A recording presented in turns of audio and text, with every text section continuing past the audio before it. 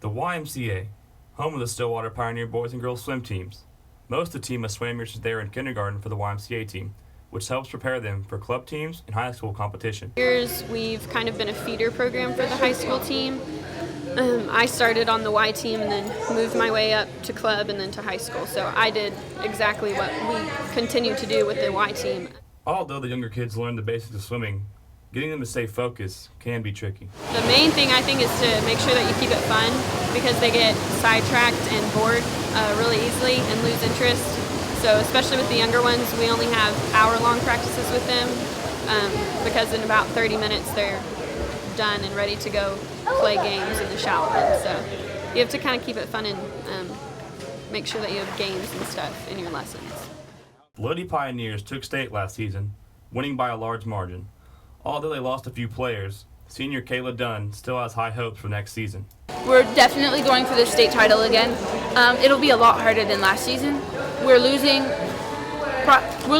three of our very best swimmers, two seniors and one freshman, Savannah Barth, who's she's phenomenal, a great swimmer, but she's leaving the team to go to club swimming.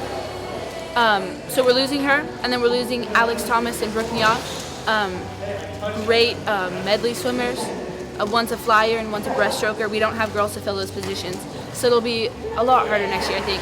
But just because of the margin we won by last year and the girls we still have on the team, I think we have a fair shot. With so much success throughout the years, Coach Kurt Goebel has his ways to keep the teams focused. You mix things up.